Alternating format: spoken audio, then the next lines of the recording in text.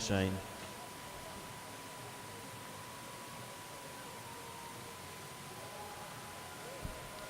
So away cleanly this time.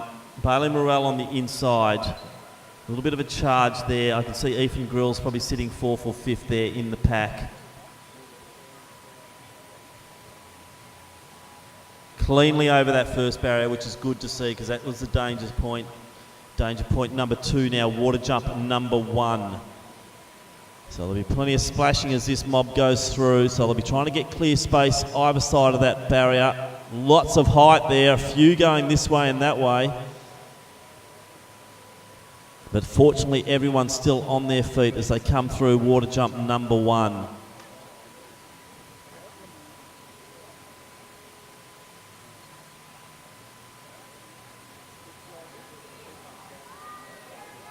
So Langbourne's up there. We saw him run very well. It was this morning or last night. Bailey Morell's still there. Larger figure there is Ethan Grills.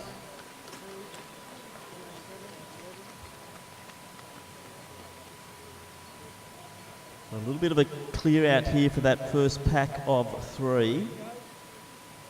A few messy scenes going through the water jump on the first time, which may have impeded some of the runners and held them back a bit. So let's see what happens on lap number 2. As the field does certainly start to stretch out. That means the pace is on and Bailey Morell's responsible for that, the Wesley runner.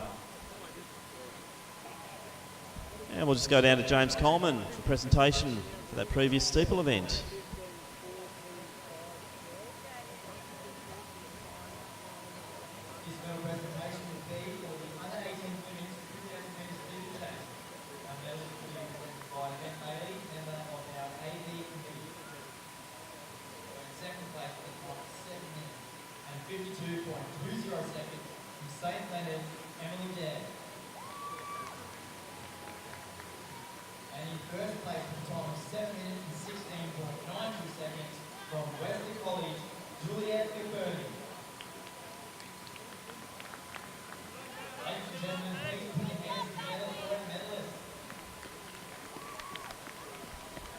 Thanks, James. Racing free at the moment.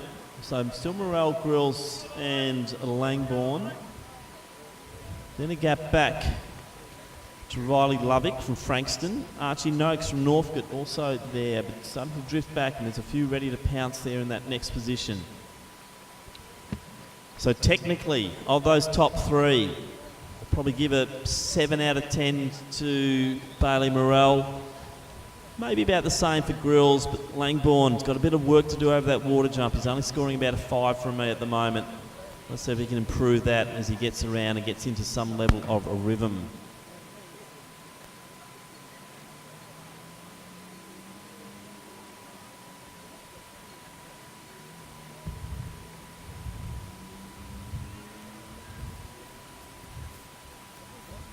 That was better by Langbourne. He didn't lose much at all that time to the leading 2. So Morell and Grills, similar styles, similar jumping technique. Langbourne just a little bit rough as he goes through, but he's still hanging on. He's got plenty of ticker. But we're seeing some gaps starting to form now as they get 2 laps to go. So similar styles, different body types though. We've got the smaller and leaner Bailey Morell, the larger figure of Ethan Grills. And Grills going to the outside there on that jump. Is that a sign that he wants to maybe take the lead? But I'm not sure. He's just hanging to the side, 1 out, 1 back on Morell at the moment.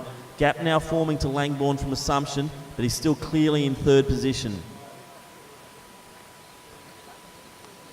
So basically stride for stride.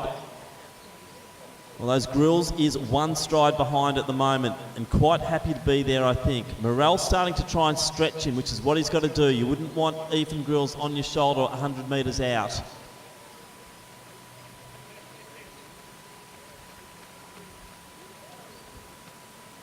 So the gap to Langbourne now starting to form. Riley Lovick in that next position.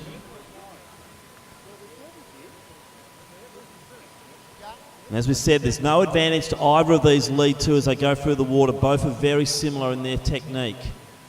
So it's going to be who has got the speed and the strength and the will and the desire to win this event. And I think this is going to be a good last lap. Is Grills starting to try and make the move? Morell's still got the inside running. It's where he wants to be.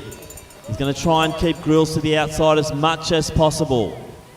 Let him run that extra 7 metres, but Grills tries again and Morell won't let him go. This is awesome running. Bailey Morell will not let Grills get past because he knows what it means. He'll give up the inside running there. But Grills makes a big surge going to the back straight. That could be the winning surge, or is it? Because Morell is back straight at him again. Look, he bounded forward and he's got the momentum. He could have gone straight past again. Grills is running wide. He's allowed Morell back in on the inside. This is fascinating running. Grills charges again. Morell's with him. This is going to be a kick down over 200 metres, and the important water jump is coming up. Who's going to get through it and be clean as they come out? So Grills attacks again. I like that. Morell still got good form, but a little bit of a stutter as he comes out. Grills has now got 2 to 3 metres break. But gee, what a run this has been from both of them. I love watching Bailey Morell run. He's got a lot of heart. But it is the strong figure here of Ethan Grills. I've called this guy into plenty of gold medals over my time, and he's going to get another one today. But Bailey Morell, far from disgrace. Great running, very entertaining running for the crowd here today. Really exciting race put on by these two, and great competitors. So Langbourne coming through now. He's going to get the bronze medal.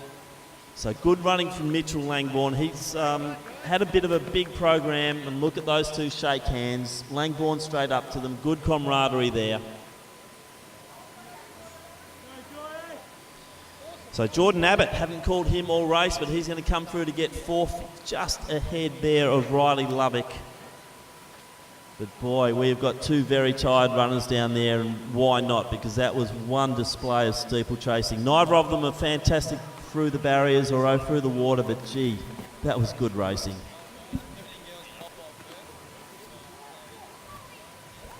So as the runners drift through, that was Oliver Armstrong from Cardinia.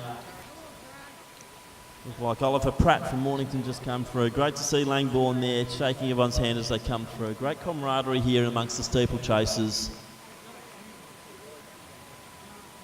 Taj Sullivan from Padua. And that was Lewis Cox. Patrick Leong and Isaac Headley will round out the field here in